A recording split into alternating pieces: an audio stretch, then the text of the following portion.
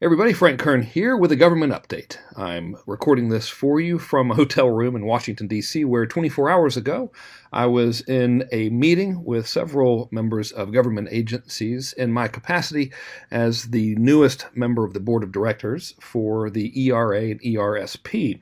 Those two organizations work in cooperation with the Federal Trade Commission, along with various state attorneys general offices and the Better Business Bureau, to essentially educate the direct response marketing community on how to be more compliant. And the purpose of this video is to share with you what I learned during those meetings, most specifically, things you need to avoid in order to hopefully stay out of trouble. Now, before I go into any of this thing, you should understand that I'm absolutely not an attorney. None of what I'm going to give you should be considered to be legal advice. You should seek your own legal counsel. Essentially, what I'm trying to do for you in this video is give you a summary to the best of my ability of the things that I learned that should be avoided. So we'll start with what I learned after listening to a panel of several attorneys generals.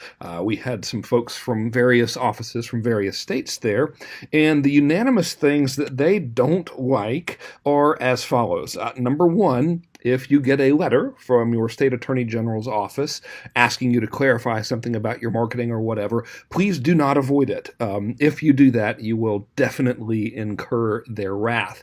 If you respond to it, and you respond to it in a timely fashion, you may very well be able to resolve any issues that you have with the attorney general's office without having any actual trouble. So that's a pretty good thing. So that's thing number one. If you ever get a letter from them, do not ignore it under any circumstances. Thing number two is this was listed probably as their top pet peeve, and that is if you sell something that's on a monthly subscription or annual subscription basis, you should not make it difficult for people to cancel your service. They specifically said that if you turn your cancellation process into some sort of a quiz, for example, if you're selling some sort of a monthly thing, someone presses the please cancel my account button, and then you start putting them through a quiz where you're asking them questions, they don't like that. You don't need to do that. They just need to be able to immediately cancel by pressing the button or calling or whatever. There should be no shenanigans of any kind. And finally, you should never ignore ROSCA laws. This was not only mentioned by the Attorney General folks, this was also brought up a bit by the Federal Trade Commission people as well. So ROSCA stands for Restore Online Shoppers Confidence Act. It is a law that almost nobody complies with, and it is specifically for people who sell things via negative option continuity. And what that means is if you charge X amount of dollars per month or per year and there's no finite cancellation date, meaning, hey, we're going to bill you X amount of dollars per month or per year until you cancel, you're basically selling something that's negative option continuity. And there's nothing wrong with doing that as long as you comply with the law. And it's a relatively easy law to comply with. So I am not an attorney. Again, what you should do is Google ROSCA compliance, or even better, call an attorney. I'll give you some references when we're done here. But here is my understanding of the things you need to do to comply. This is probably the biggest one, and that is this.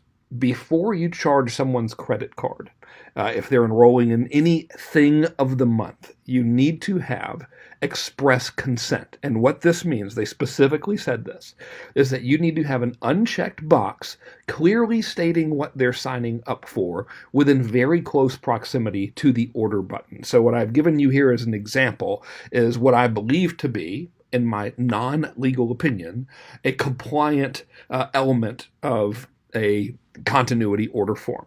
So if you're selling the Widget of the Month Club, before they actually purchased it, right there on the order form, you would need to have this little box unchecked that said, hey, I understand I'm joining the Widget of the Month Club, and then my card will be billed X dollars per month until I cancel. And then you need to put your cancellation instructions right there. What is not compliant is if you have a checkbox and it says, I understand the terms of service, and then there's a link to the terms of service. They specifically said that was not cool. A lot of people think that's cool. It's not. You need to explicitly state and restate right there on the order form exactly what they're signing up for. So that's what I learned, among other things, from the Attorney General's offices that I wanted to update you about. Now, let's talk about the Federal Trade Commission. I can tell you from personal experience, after having been sued by them in 2003, you do not want them mad at you. And one of the surest ways to get them mad at you is to make unsubstantiated income claims, or unsubstantiated claims of any kind. But a great deal of time was spent at this particular conference talking with members of the Federal Trade Commission about this particular issue, which is the making of unsubstantiated income claims. So you're probably wondering, what does that mean? Well, I'll give you my interpretation of it. Again, this is my non-legal opinion. You should listen to an actual lawyer. Specifically, what we're talking about here and what was really, really bothering them was the concept of unsubstantiated earnings claims. So an earnings claim would be something like this. I made $1 million in 5 minutes and you can too. That's called an express claim, right? That's just blatantly right out there making a claim. So that is a classic example of an express earnings claim. There's another type of claim, which would be an implied claim. That's where you might say, I've helped X people become millionaires and I'll show you my secrets. Now you'll notice you're not blatantly telling them that you're going to make them a millionaire, but the FTC might argue that, hey, you're implying that because you helped these other people become millionaires, that the viewer or listener or reader or whatever, your prospect, is also going to believe that they can become a millionaire. So those are a couple of examples of income claims there.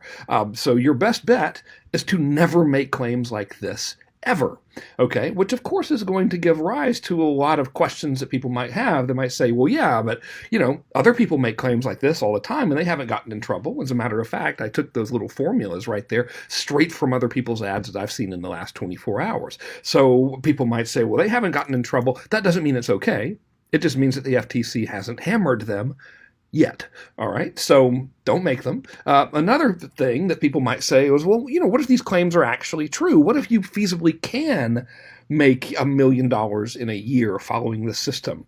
That still doesn't count. Right. And I'll tell you why. I'll tell you why in a minute. First, let me give you some other things that people sort of push back on when they hear these types of things. Another thing people might say is, well, what if I actually did create, 9 millionaires last year? And what if that actually is true? Why can't I say that, right? And then other people might say, well, on top of all of this, look, I'm making this claim that, you can make $1 million if you follow my magic system or whatever. And I've got 200 testimonials from people saying that they've made money. So all of these things might be factually true. Okay, so we can say, yeah, all right, well, great. These are factually true. Good for you. Here's the word that you need to look out for: substantiate. Right? What they really don't like is unsubstantiated income claims, which means you have to substantiate your income claims. Now, this is a really sort of a murky word here, especially during the conversations we had with the Federal Trade Commission. As best as I can tell, here's what it means in order for you to have successfully substantiated an earnings claim. Basically, you got to prove it, right? So you have to prove that a typical consumer will expect to get those same results. And here's what that means. Number one, proving it means you have to prove that it's true in general. So if you say, hey, I made $10 million last year, you better be able to prove that you made $10 million last year. But you also need to be able to prove that a typical consumer can expect to make $10 million last year, or whatever it may be. And the way you have to prove that is you have to have documented evidence that every single customer made that amount of money. If you don't, then you are not able to substantiate that claim. All right? What I'm trying to tell you right now is you don't want to mess around with this. Don't try to tiptoe around this. This is essentially the worst thing within the context of this conversation, the worst type of thing you could be doing to anger the Federal Trade Commission. They consider this to be very, very deceptive. They don't like it at all. And by the way, a very common belief that marketers have would be, well, my stuff really works. The problem is people just don't use it or they don't follow directions. So that doesn't mean anything to the Federal Trade Commission. Their argument would be, well, it's your fault that people are not using it, and you need to get them using it, and you're still making an unsubstantiated income claim. Now, I'm not trying to put words in their mouth, so obviously you should go to their website and read their literature for yourself, but this was the impression that I got. Another thing that was very, very interesting was their take on lavish lifestyle images. They believe that if you're talking about success or whatever, and you're doing so, and you're standing in front of your collection of Lamborghinis outside of your giant mansion or whatever, that you're essentially at risk of making an implied earnings claim. That the viewer could look at all of that as a whole, and they could say, well, if I buy this person's stuff, then I should reasonably be able to expect that I will also have a collection of Lamborghinis and live in a mansion. So just those images by themselves could potentially expose you to liability. So you need to be very, very careful with this, which leads us to now the topic of disclaimers. So a lot of people would say, well, okay, I'm just going to need to have the right earnings disclaimers. Here's what I got, at least my interpretation of the conversations is. So disclaimers will not save you. Right? It was kind of, they didn't really laugh at the idea of disclaimers, but it was kind of like, yeah, whatever. This disclaimer, you can't go and say, hey, you're going to make $1 million with my system, and then have a disclaimer that says, not really. That's not enough. Furthermore, and this was an actual, I'm quoting as best as I can from memory, one of the Federal Trade Commission folks said, listen, you can have like a really great disclaimer right at the beginning of your sales presentation, but if it's followed by 30 minutes of unsubstantiated income claims, it's not going to do you any good.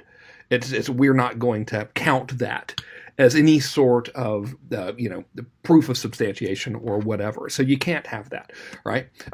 Essentially, what I'm taking away from all of this is that if you're selling anything that is in the make money space, your best protection is to avoid making earnings claims entirely. They really, really don't like it. And as an aside, I got the impression that they really don't care for the business opportunity market or the MLM market in general. So I would be very, very careful if you're in those markets, and I would consider getting into other markets if you are. Now let's talk about the BBB.